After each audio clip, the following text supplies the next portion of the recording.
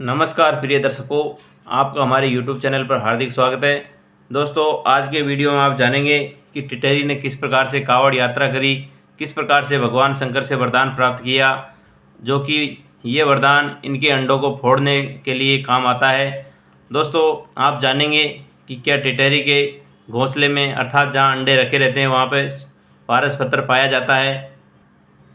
क्या ये पारस पत्र आपको भी मिल सकता है?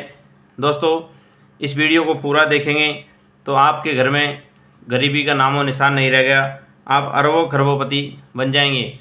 दोस्तों, आप सभी जानते हैं कि पारस पत्थर लोहे को भी टच कराते ही सोने में बदल देता है। तो जब इस प्रकार की पत्थर की आपको प्राप्ति हो जाएगी तो आपके घर में किसी प्रकार की धन संपत्ति की कमी नहीं रहेगी।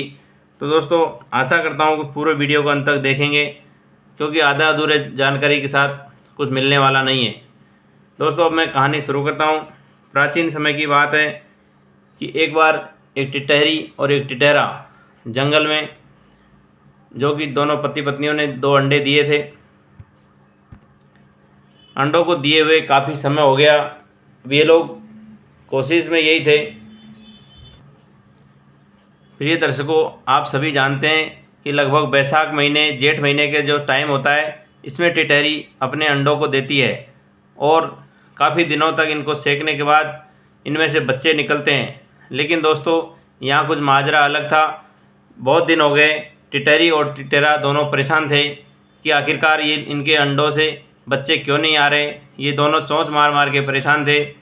लेकिन दोस्तों, ये बड़ी चिंता में थे कि हम हमारे बच्चों का मुँह कैसे देखेंगे और हमारे बच्चे कब अंडों से बाहर आएंगे। इस प्रकार से इनको 1 महीने से ज़्यादा टाइम हो गया, 2 महीने से ज़्यादा टाइम हो गया। अब दोनों पति पत्नी परेशान कि हमारे अंडे आखिरकार फूट नहीं रहे, ऐसा क्या हो गया कि हमारे बच्चे बाहर नहीं आ रहे। दोस्तों, दोनों पति पत्नी यही चिंता में थे कि हमारे बच्चे कब बाहर आएंगे और हम इनका मुंह कब देख पाएंगे। दोनों पति पत्नी बहुत ज़्यादा चिंता में थे, व्याकुल थे। एक दिन दोनों परेशान होकर के भगवान का स्मरण कर रहे थे कि भगवान कोई चमत्कार होए और कैसे भी करके हमारे अंडे बाहर आए। इसी चिंता में दोनों उधेड़ बुन कर रहे थे कि उधर से नारद मुनि प्रकट होते हैं। नारद मुनि को देख करके टिटैरी और टिटैरा ने नमस्कार किया। हे नारद मुनि, आपको प्रणाम करते हैं। नारद मुनि ने उनका प्रणाम स्वीकार किया। इसके बाद नारद मुनि ने देखा कि दोनों मियाँ बीवी बड़े परेशान हैं। उन्होंने पूछा कि भाई, तुम परेशान क्यों हो? कुछ चिंता की बात है तो बताइए, मैं भगवान विष्णु से आराधना करके आपकी चिंता का समाधान करवाता हूँ। दोस्तों, टिटैरी और टिटैरा ने कहा कि मान्यवर महामुनि, आप तो सब जानते हैं कि हमने लगभग 2 महीने पहले अंडे दिए थे और ये अंडे फूटने का नाम नहीं ले रहे। हमने खूब इनको सेक लिया, खूब इनको चोंच मार मार के देख लिया, लेकिन इनके अंदर से बच्चे बाहर नहीं निकल पा रहे। और अभी जेठ का महीना पूरा हो गया, आषाढ़ आ गया, बारिश आने वाली है। तो दोस्तों, बारिश आने के बाद, क्योंकि आप सभी जानते हैं कि टिटैरी पक्षी धरती पर ही रहती है, धरती पर ही अपने बच्चों को देती है, अंडों को देती है। अब पानी जब भर जाएगा तो इनके अंडे नष्ट हो जाएंगे। इस वजह से दोनों पति पत्नी परेशान थे। तो प्रिय मित्रों, नारद मुनि को इन्होंने अपनी व्यथा सुनाई। नारद मुनि ने अपने नारायण भगवान का ध्यान लगाया और उनसे प्रार्थना की कि भगवान कोई रास्ता दिखाओ ताकि टिटैरी और टिटैरा के बच्चे अंडों से बाहर आ सके। तो प्रिय दर्शकों, नारद मुनि ने विष्णु भगवान का ध्यान लगा के उनसे पूछा तो उनको प्रेरणा मिली कि टिटैरी और टिटैरा को बोलो कि भगवान शंकर का महीना, जो कि पवित्र सावन महीना भी शुरू होने वाला है, इन दोनों को बोलो कि हरि के द्वार अर्थात हरिद्वार जाकर के भगवान शंकर की जो कावड़ यात्रा होती है उसमें भाग ले और गंगा नदी से पवित्र पानी ला करके शिवलिंग को चढ़ाए। तो भगवान शंकर इनके तप से और जप से प्रसन्न होंगे, तो वही इनको कुछ रास्ता बताएंगे कि इस प्रकार से इनके अंडों से बच्चे बाहर आ सकेंगे। तो प्रिय दर्शकों, भगवान नारद मुनि के द्वारा बताया गया यह रास्ता टिटैरी और टिटैरा को जम जाता है और इन्होंने भगवान शंकर की प्रार्थना किया, जब तप किया। और ये दोनों पक्षी सबसे पहले तो सोचते हैं कि हमारे चले जाने के बाद हमारे अंडों का क्या होगा, हमारे बच्चे यहाँ कैसे सुरक्षित रह पाएंगे, अन्य पक्षी इनको नुकसान पहुँचाएंगे। लेकिन दोस्तों, कहते हैं कि मरता क्या नहीं करता।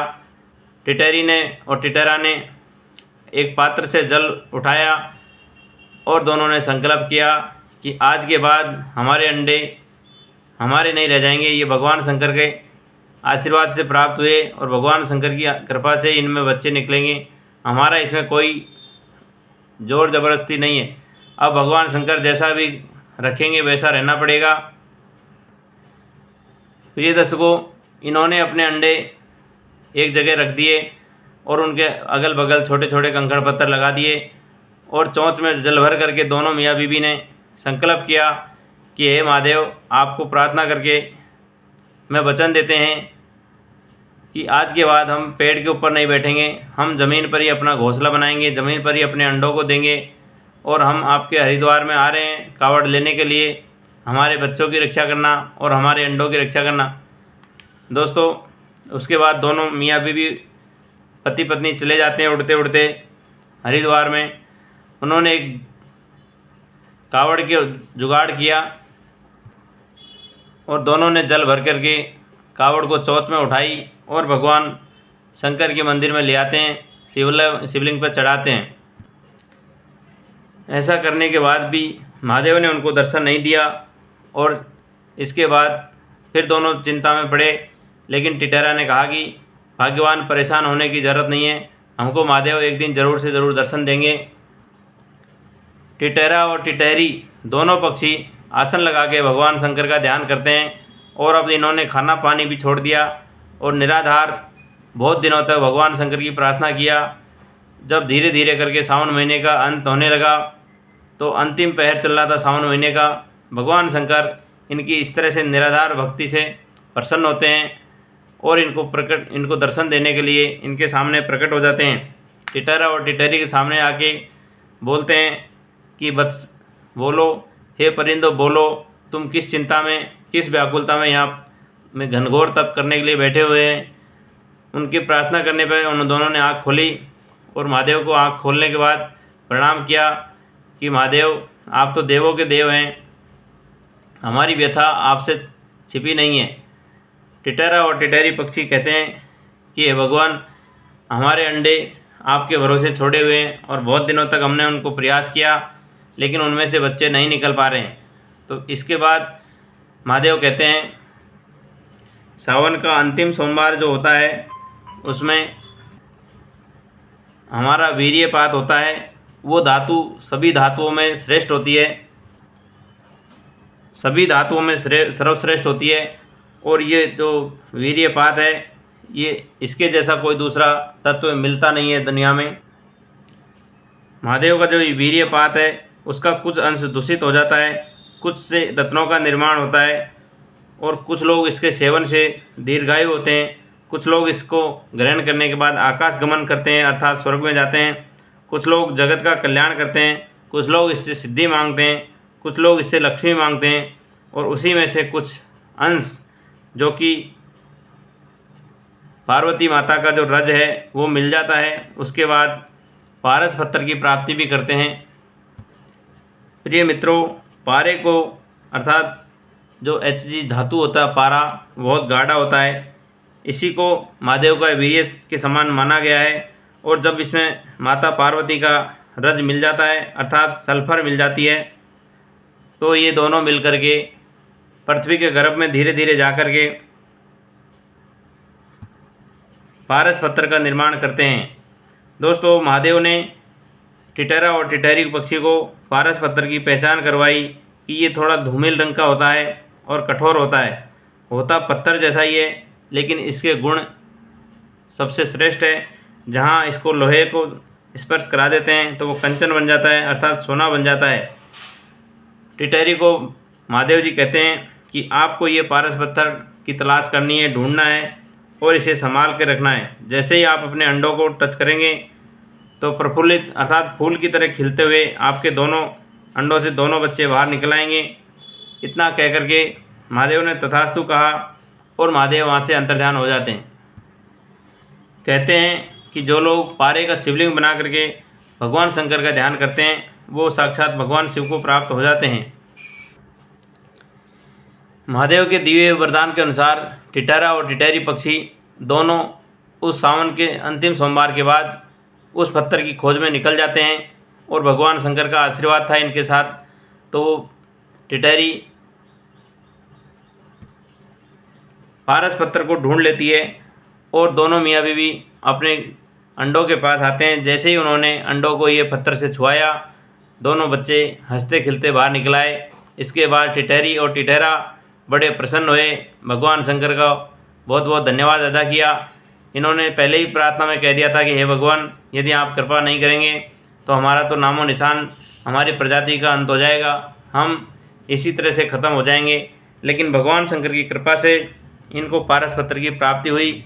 और आज भी कहते हैं कि पारस पत्थर को टिटहरी पक्षी इतनी चौकन्ना रहती है, इतनी सावधानी के साथ छिपा के रखती है कि कोई भी जीव जंतु उनको नुकसान नहीं पहुंचा सके और कोई भी इनके चुरा नहीं सकता इनका जो पत्थर होता है। प्रिय दर्शकों, ये शास्त्रों से ली हुई सत्य घटना है। आप सभी जानते होंगे कि किस प्रकार से टिटहरी पक्षी दिन रात अपने बच्चों की रक्षा में लगी रहती है और चौकन्ना रहती है। कभी भी वो अपने अंडों के पास किसी को आने नहीं देती, चाहे वो अपना जान की बाजी लगा दे, लेकिन टिटहरी पक्षी अपने अंडों से दूर नहीं जाती और घोंसले से दूर नहीं जाती। और एक कहावत के अनुसार टिटहरी पक्षी दिन और रात अर्थात बिना सोए हुए अपने अंडों की रक्षा में लगी रहती है। कुछ पक्षी ऐसे भी होते हैं जो दिन में आराम करते हैं और रात को घूमते हैं, जैसे चमगादड़ और उल्लू।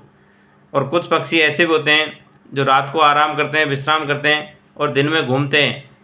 लेकिन दोस्तों, टिटहरी पक्षी न दिन में सोती है न ही रात में सोती है। जब जागते जागते इसकी आँखों को थकान महसूस होती है तो वो पारस पत्थर को अपनी आँखों में छुआ लेती है। इसके बाद 3-4 महीने तक इसको दोबारा से ताजगी बनी रहती है और कभी भी थकती नहीं है, कभी भी परेशान नहीं होती है, क्योंकि भगवान शंकर का आशीर्वाद इनके पास में है, पारस पत्थर इनके पास में है। ये पारस पत्थर की जानकारी किसी अन्य पक्षियों को कभी नहीं देती और अपनी औलाद को ये बता के जाती है, ताकि वो औलाद भी इसी तरह से पारस पत्थर को टच करा करके अपने बच्चों का, अपने अंडों का प्रसव करा सके। तो दोस्तों, आज के वीडियो में आपने जाना किस प्रकार से टिटहरी पक्षी ने भगवान शंकर का ध्यान किया, कावड़ यात्रा किया और उनको पारस पत्थर की प्राप्ति हुई। तो प्रिय दर्शकों, इसमें कोई दोहराए वाली बात नहीं है। पारस पत्थर जिसको भी मिल जाता है वो आदमी लखपति करोड़पति हो जाता है, क्योंकि पारस पत्थर में गुण है कि जिस भी धातु को अर्थात लोहे को टच कराते ही सोना बन जाता है। तो प्रिय मित्रों, आशा करता हूँ कि आप सभी को कहानी अच्छी लगी होगी। तो मेरे चैनल को सब्सक्राइब करें, कमेंट में जय श्री राधे, जय श्री कृष्णा लिखना नहीं भूलें। और अभी पवित्र सावन का महीना चल रहा है, सभी को हर हर महादेव। आप सभी के ऊपर भगवान शंकर की कृपा बनी रहे, ऐसी मेरी प्रार्थना है। सभी को हरिओम, राधे राधे, जय श्री कृष्णा, ओम नमः शिवाय।